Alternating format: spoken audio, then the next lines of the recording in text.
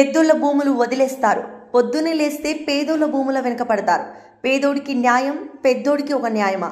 దీనిపై పోరాటానికి సిద్ధం అవుదాం. పీఎం సీఎం ఎవరైనా కొట్లాడదాం, రాజీ పడే ప్రశ్న లేదు అంటూ ఎమ్మెల్సీ కవిత రైతులకు హామీ ఇచ్చారు. కేశంపేట మండలం 9 రేకుల గ్రామంలో రింగ్ రోడ్లో భాగంగా భూములను కోల్పోతున్న రైతులను ఆమె పరామర్శించారు. ఈ సందర్భంగా ఆమె మాట్లాడుతూ గతంలోనే భూములకు సంబంధించి ప్రభుత్వం డిజైన్ వేసిందని, తిరిగి దానిని మార్చడంలో మతలబు ఏమిటని ప్రశ్నించారు. దాదాపు తాను చూసిన అన్ని చోట్ల ప్రధానంగా నిరుపేద భూములనే టార్గెట్ చేశారని, 1.5 ఎకరాల్లో వ్యవసాయం చేసుకుంటున్న రైతులను బలవంతంగా భూములు లాక్కొని వేధిస్తున్నారని ఆమె తెలిపారు. అసలు సెంటర్ పాయింట్ ఇందాక రామరెడ్డి అన్న చెప్పినట్టు సెంటర్ పాయింట్ ఎక్కడుంది? సెంట్రల్ బస్ స్టేషన్ నుంచి 25 కిలోమీటర్లు తీసుకున్నారు గట్కేసర్ దిక్కు, ఇటు దిక్కేమో ఔటర్ రింగ్ రోడ్ నుంచి 25 కిలోమీటర్లు తీసుకున్నారు. దాంతో ఇంత లోపలికి రోడ్ జరిగింది. సరే, ఇక్కడ వేరే పద్ధతి పెడుతున్నారు RRR అని అనుకుందామంటే, మరి మొత్తం RRR అంటే హైదరాబాద్ చుట్టూగా ఉండాలి.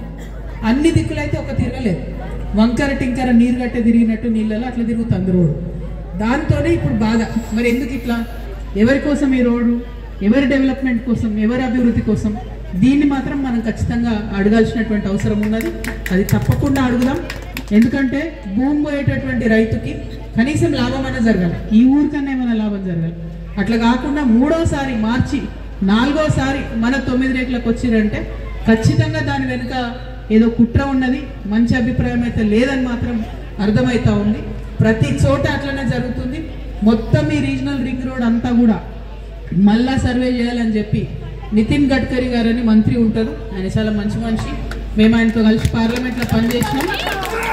నేను రేపు పొద్దున్నే మొదలు ఆయనకు లెటర్ రాస్తా, తర్వాత ఆయన అపాయింట్మెంట్ అడుగుదాం.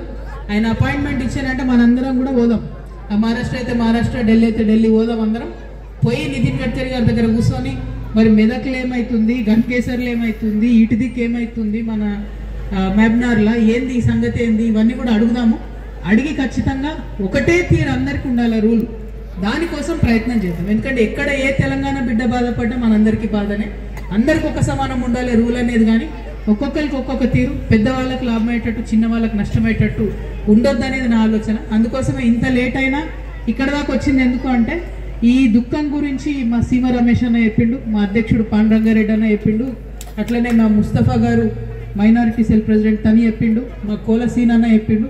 అక్క ఒక్క తీరు లేదు, వాళ్ళ బాధ గోడునే ఏడుస్తున్నారు. మీరు ఖచ్చితంగా రావాలంటే ఇంత రాత్రి అయినా మన అక్క వాళ్ళు ఉంటారా ఉండరా అనుకుంటూ వచ్చినానే, కానీ వచ్చే వరకు మీరు అందరు కూడా ఉన్నారు. కాకపోతే ఆడబిడ్డ కళ్ళలో ఎప్పుడు సంతోషం చూడాలనుకుంటా నేను. ఇవాళ ప్రతి ఒక్కరి కంట్లో కన్నీరు చూస్తూ ఉంటే చాలా బాధగా ఉందక్క. ఖచ్చితంగా పోరాటం చేస్తాం.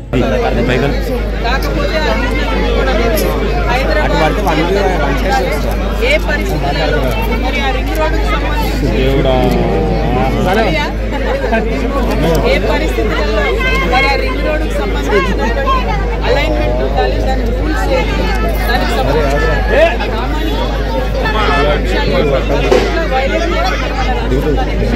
అందరం కూడా పునరాలోచించాలి.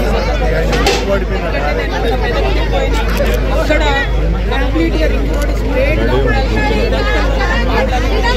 అక్కడ ఒక దగ్గర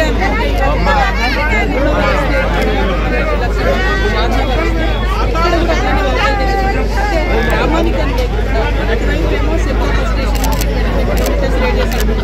ఇటువైపు ఏమో సెంట్రల్ బస్ స్టేషన్. సో దాంట్లో ఎందుకు ఇంత డిఫరెన్స్? మరి హైదరాబాద్లో ఏం అంశాలను క్రైటీరియా తీసుకున్నారనే విషయం ప్రజలకు ప్రభుత్వం స్పష్టం చేయాలి. అంతకుముందు టీఆర్ఎస్ గవర్నమెంట్ ఉన్నప్పుడు ఒక లెక్క, తర్వాత ఇప్పుడు కాంగ్రెస్ వచ్చినాక ఇంకొక లెక్క అన్నట్టు రిపీటెడ్గా మారుతుంది. ఈ అలైన్మెంట్ మారుతుంది, పెద్దవాళ్ళ హస్తం ఉందని అన్ని జిల్లాల్లో కూడా. కాబట్టి తెలంగాణ జాతీయ మేము నమ్మేది ఒకటే, ఎవరికైనా ఉండాలి, అందరికీ సమాన న్యాయం జరగాలి. చిన్న సన్నకారు రైతుల పొట్టలు కొట్టుకోవాలి, ప్రభుత్వ భూమి నుంచి వీలైన కాడికి అలైన్మెంట్ తీసుకుపోవాలి.